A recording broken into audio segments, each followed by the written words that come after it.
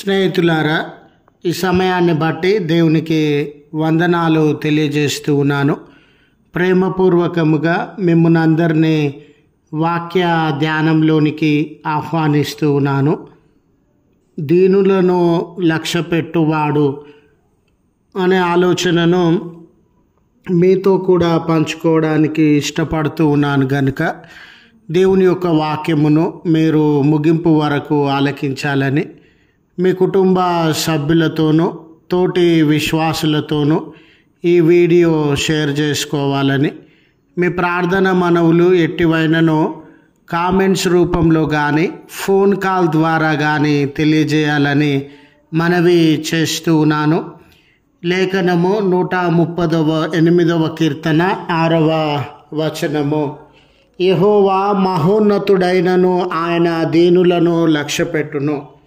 స్నేహితులారా, గొప్ప గొప్ప వ్యక్తులు, సమాజంలో ఉన్నత స్థితిగతులు, పదవులు, గొప్పతనము, పేరు ప్రఖ్యాతులు కలిగినటువంటి వారి మనసు ఆలోచన చేసినట్లయితే వారు గొప్ప వాటిపైననే, విలువైనటువంటి వాటిపైననే, ఉన్నతమైనటువంటి వాటిపైననే తమ మనసును నిలిపేటటువంటి వారుగా ఉంటారు.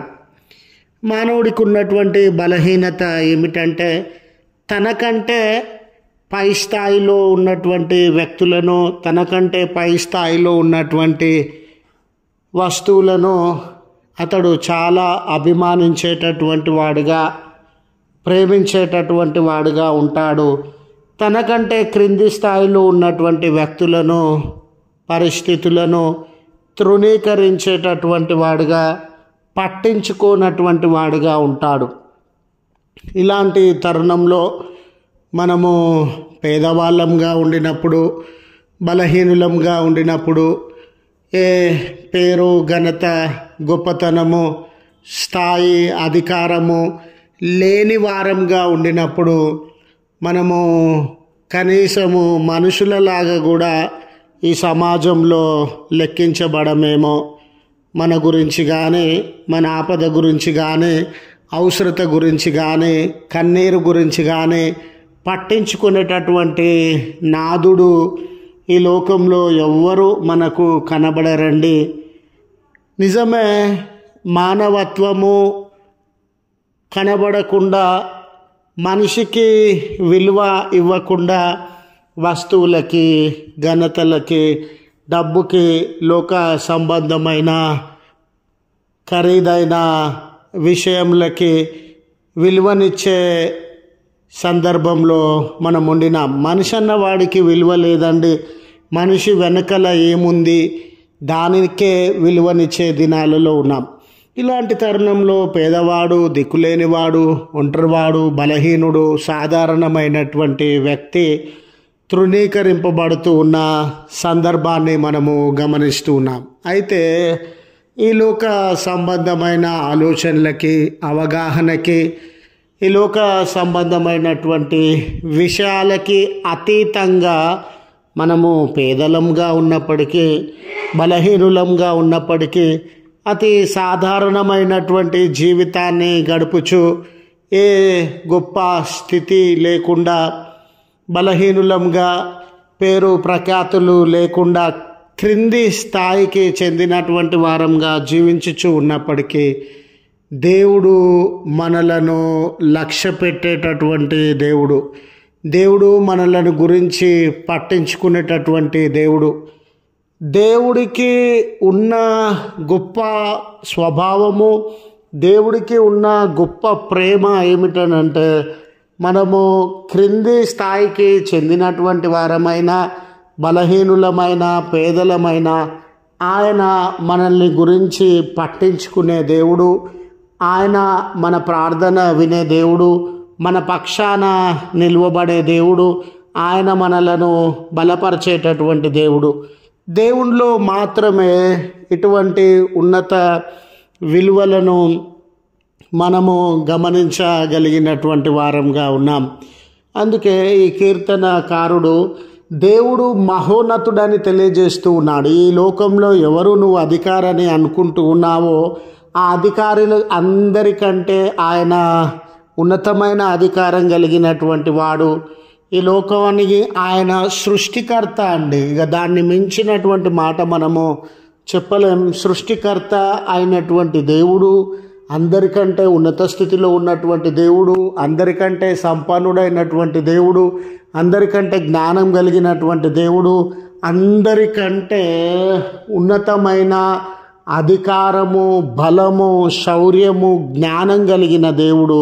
ఆయన ఉన్నతమైన వాడు అయినప్పటికీ ఆయన బలహీనులమైన నన్ను నిన్ను, దిక్కులేని వారమైన నన్ను నిన్ను, పేదలమైనటువంటి మనలను ఆయన లక్ష్య పెట్టే దేవుడు. మన జీవితంలో చింత ఉండిందా, దుఃఖం ఉండిందా, కొరత ఉండిందా, భయం ఉండిందా అని మనలను గురించి ఆయన లక్ష్య పెట్టుచున్నటువంటి దేవుడుగా ఉండినాడు.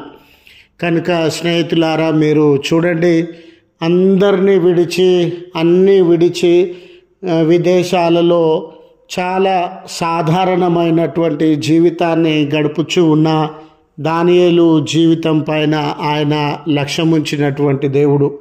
ప్రతిరోజు దుఃఖపడుతూ ఉన్నటువంటి హన్న జీవితాన్ని ఆయన ఉద్ధరించినటువంటి దేవుడు.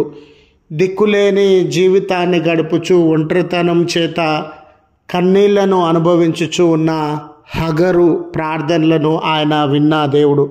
గనుక ఆయన గొప్పవాడైనప్పటికీ మనలను లక్ష్యపెట్టే దేవుడు. గనుక నీ జీవితంలో, నా జీవితంలో ఏ భారములున్నా, సమస్యలున్నా, మనం ఎంత క్రింది స్థాయికి చెందిన వారమైనా ఎవరు నా గురించి పట్టించుకోరండి, ఎవరికి నా గురించి అవసరం లేదండి, ఎవరు నన్ను గూర్చిన ఆలోచన చేయరండి అని కృంగిపోకుండా, జీవం కలిగిన దేవుడు, సర్వ సృష్టికర్త అయినటువంటి దేవుడు, సర్వాన్ని నెరవేర్చగలిగిన దేవుడు నన్ను పట్టించుకుంటాడు, నన్ను ప్రేమిస్తాడు, నన్ను బలపరుస్తాడు అనే ఆదరణ, ధైర్యమును పొందవలెనని మనవి చేస్తూ ఈ మాటలను ముగిస్తూ ఉన్నాను.